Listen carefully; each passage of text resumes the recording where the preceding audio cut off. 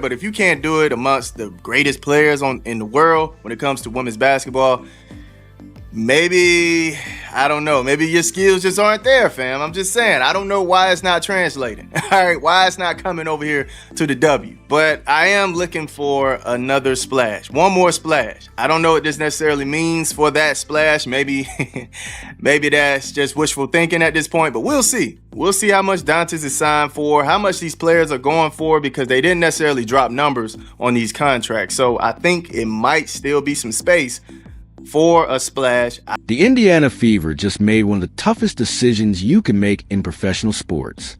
Not a headline-grabbing trade that rattles the league.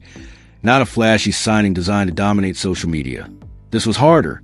They chose to let a warrior walk. A player who started every game when everything felt unstable, who emptied the tank for this franchise, who hit the floor in the playoffs and pushed herself to the limit in that crushing battle against Las Vegas. Now it's official, and it stings. Natasha Howard is not returned to Indiana. In her place, the front office is bringing back Damiris Dantas. And right now, the fan base is split straight down the middle. Some of you are furious, wondering how you move on from a player who gave everything. Others quietly saw the numbers, studied the roster, and knew this was coming. The reality is both reactions make sense, because this decision isn't simple, and it definitely isn't comfortable. It's layered, strategic, and loaded with long-term implications. This isn't just about emotion. It's about direction, identity, and what this team believes it needs to compete at the highest level. So welcome back, because we're breaking down one of the most controversial, emotional, and tactically fascinating moves of the Indiana Fever's entire offseason. Dang! Are you kidding me? She's going to the Lynx? Yo, that's wild, man. Howard is returning to Minnesota, where she won a title in 2017. After starting all 44 games for the Indiana Fever last season, she averaged 11.4 points, 55% from shooting. Man, that's crazy. That's crazy, man. So she came back for that 1 year to see if she can get it done. She won her MVP. She won her MVP, dog. Oh, man, that's crazy. Hey, Natasha Howard gone. Before anything else, Natasha Howard deserves real respect, because what she gave this franchise last season should never be overlooked by anyone who calls themselves an Indiana Fever fan. When she arrived ahead of the 2025 season, she was handed a nearly impossible assignment: stabilize a chaotic front court and provide veteran leadership for a young core under constant pressure, and she delivered in ways that went far beyond the stat sheet. Howard started all 44 regular season games, and in today's Wnba, with brutal travel back-to-backs and the physical grind on forwards, that kind of durability is a statement of elite toughness. She averaged 11.4 points on an efficient 55% shooting, pulled down 6.6 rebounds, added 1.5 assists and 1.2 steals in just 24 minutes a night. Not role-player production, but real impact starter numbers from someone many thought was nearing the final stretch of her career. She wasn't just holding the spot. She was actively making Indiana better every time she stepped on the floor. And when the postseason pressure hit, she elevated even more. Think back to that decisive battle against Las Vegas. The season hanging in the balance, key scorers unavailable, expectations collapsing, and Howard refused to fold. She carried the load with 16 points, 7 rebounds, 5 assists, and a steal across 33 exhausting minutes, battling for every board against the league's most dominant frontcourt presence, setting hard screens, absorbing contact, and doing everything possible to keep Indiana alive.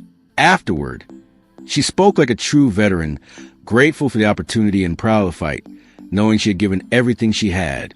Now, after pouring that level of commitment into the city, the Fever are choosing a different path, and there's no soft way to frame it. It's a tough outcome. Howard earned a standing ovation and genuine appreciation from the entire fan base, because she wasn't just a contributor. She helped establish the competitive culture this team is now building on. At the team she started with, I believe. And then you take a look at the Chicago Sky's backcourt. I mean, they have Sloot back. Sloot ended up signing her contract. Diggins is there. Those are the two main guards that I'm looking at. Of course, you have Rachel, J.C. Sheldon, but those are the two main ones that I'm looking at. And then when you look at the front court, Stevens, Maddie, Rakia, Michaela. So their front court is pretty solid as well. I think Maddie is going to step up. That girl is a three-level scorer. She can facilitate with that high-low pass. She understands the game as well. So, but this is where reality takes over.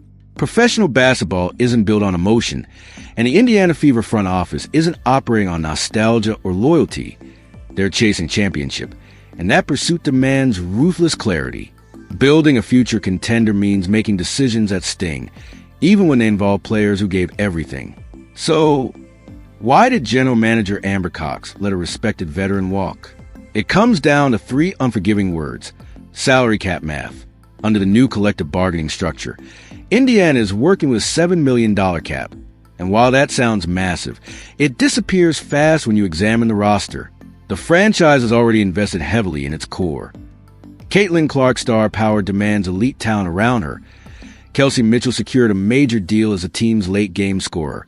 Aaliyah Boston is due to be paid like the dominant interior anchor she is.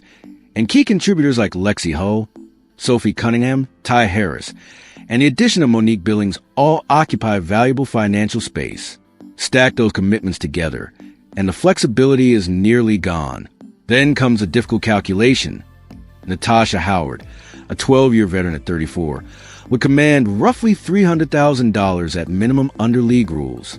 In a hard cap system, that's a significant investment for a role projected to shrink. Paying starter-level money for limited minutes squeezes depth, limits in-season moves, and restricts roster adaptability. That's the kind of financial pressure that can stall a contender before it even takes shape. Amber Cox had to step back, remove the emotion, study the numbers, and make a decision rooted in long-term competitiveness, not sentiment, but sustainability for where the Indiana Fever want to go next. Out to her. That girl can hoop. All right, that girl can hoop. So the Valkyries, oh my goodness, man. We thought they were doing damage last year. They are about to do some damage. My goodness. I like how they look, man. I like how they look. But going back to the Fever, we have Dantas. I'm waiting to see what else they pull out of their sleeves, man. What is under your sleeves? Give it to me. Give me what else y'all have, man. I am anxious at the edge of my seat waiting. I'm like, give me what you got. I guess the biggest thing to pull out of what's going on right now is that we don't... Then you look at Damiris Dantas, and the logic becomes clearer.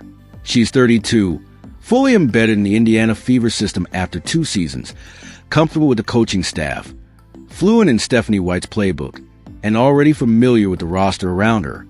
From a business standpoint, she can be retained for significantly less while filling a very specific tactical need. Dantas missed the entire playoff run last year after suffering a serious concussion in September, but when healthy, she provided dependable backup minutes without disrupting the flow. She's not chasing all-star numbers or demanding touches. She steps in for 10 to 12 high-energy minutes, protects the paint with her 6 feet 4 inches frame, hits a reliable mid-range shot, and keeps the offense steady while Aaliyah Boston rests.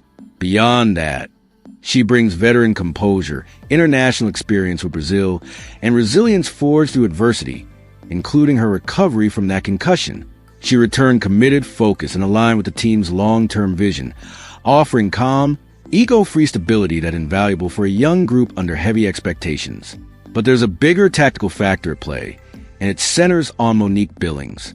Once Indiana aggressively signed Billings in free agency, they effectively reshaped the power forward rotation, and the strategic reasoning is hard to ignore. Natasha Howard is highly productive, but most of her offense operates inside the paint and limited perimeter shooting compresses spacing in a modern system built on floor balance. When Howard and Boston shared the court, defenses crowded the interior, shrinking driving lanes and allowing opponents to load up against the Fever's primary creators.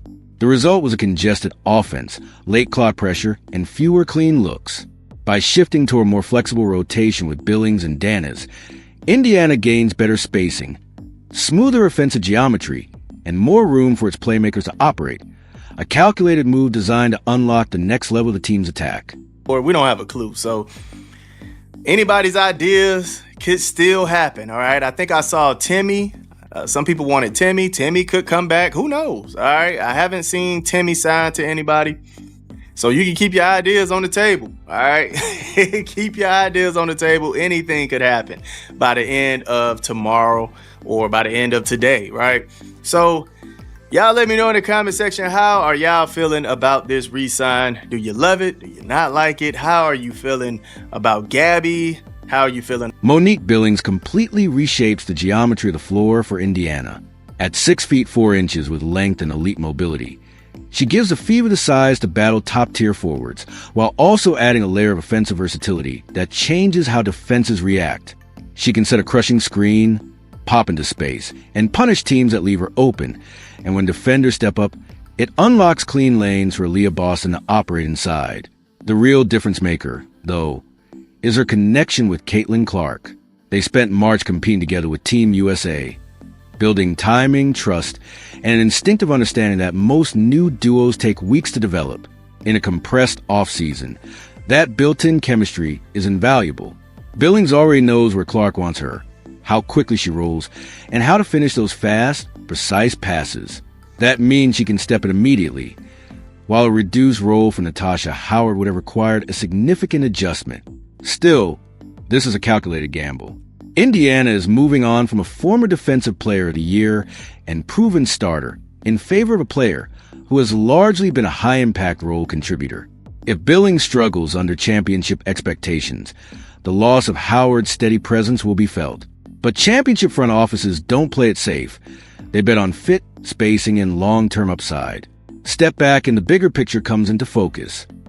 Caitlin Clark orchestrating the offense, Kelsey Mitchell as the clutch scorer, Aaliyah Boston anchoring the paint, Lexi Hull and Sophie Cunningham bringing perimeter intensity, Billings connecting the front court, Ty Harris providing veteran guard depth, Damiris Dantas offering reliable backup minutes, and Michaela Timpson developing quietly behind them. That's a deep, flexible rotation built for any style. Add in the number 10 pick and additional draft assets, and the roster is on the verge of becoming even stronger. The front court is now clearly defined, spacing is improved, roles are clean, and the system is designed to maximize Clark's playmaking. Losing Natasha Howard hurts. There's no denying that, but the core remains intact, financial flexibility is preserved, and the offensive structure is sharper. Her chapter in Indiana closes with respect, but the Fever are focused on what comes next, a roster engineered for a championship run, and a future built with precision, not sentiment.